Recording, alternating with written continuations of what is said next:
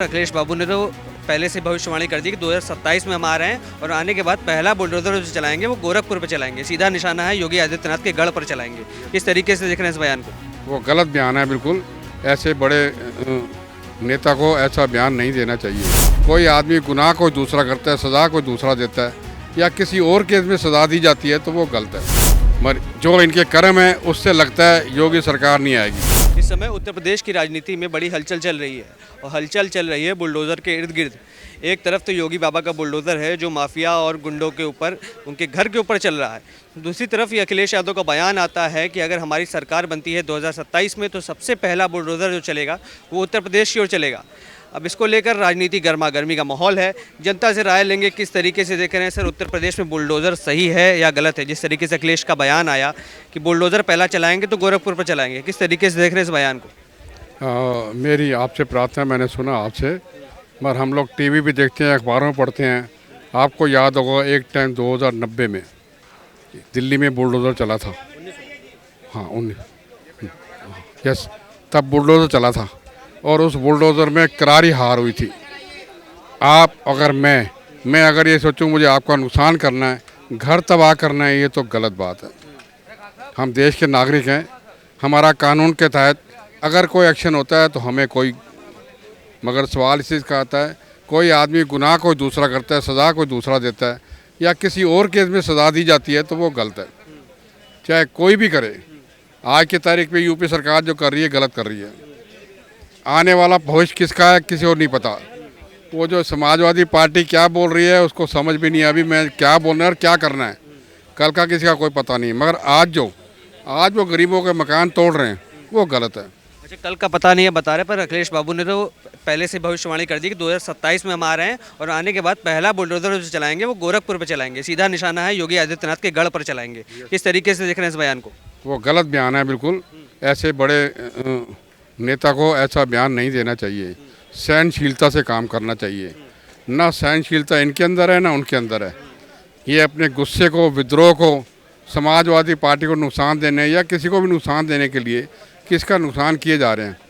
तुम रातों रात शूट आउट कर देते हो, इनकाउंटर कर देते हो, ये सब क्या है सर? एक लड़के ने चोरी की है तो चोरी की सज़ा कोर्ट में दो ना, कोर्ट देगी। ये लॉ है हमारे हिंदुस्तान का। बजाय कि कोर्ट के नाम ले जाके आप उसका इनकाउंटर कर देते हो, तो सर ये तो गलत है बिल्कुल। तो क्या लग रहा है अखिलेश यादव जो बता रहे 27 में सरकार बन रही है समाजवादियों की, या योगी जी दोबारा आएंगे? ऐसा किसकी भविष्यवाणी हम नहीं कर सकते, मगर जो इनके कर्म है उससे लगता है योगी सरकार नहीं आएगी।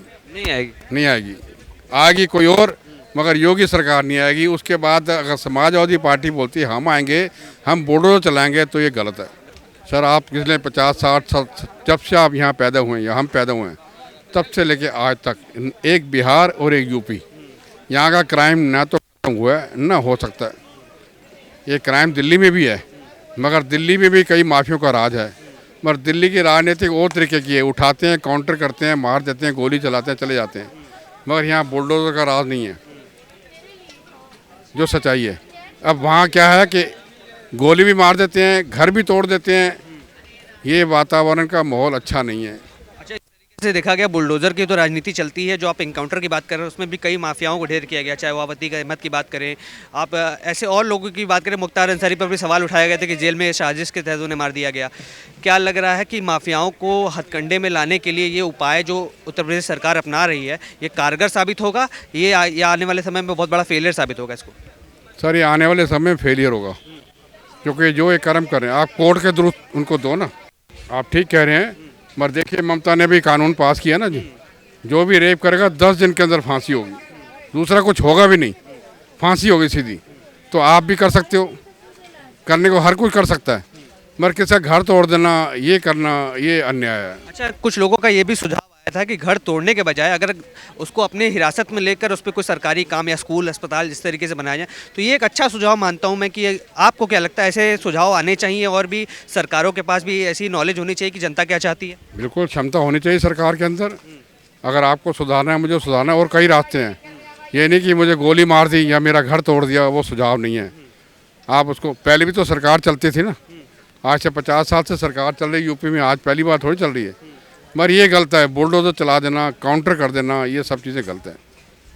जैसा कि आपने देखा जनता की राय बुलडोजर को लेकर और अखिलेश यादव के बयान को लेकर, उत्तर प्रदेश की राजनीति को किस तरीके से समस्त लोगों ने बताया है आज तक, और उस पर जनता की राय लगातार आती रहती है कि बुलडोजर कहीं ना कहीं आने वाले समय में ये घातक साबित होगा और इसके विकल्प के तौर पर कोई और सुझाव लेने चाहिए, कुछ और चुनाव करने चाहिए और इसके लिए एक सख्त से सख्त कानून होना चाहिए ताकि अपराधियों को सजा मिल सके।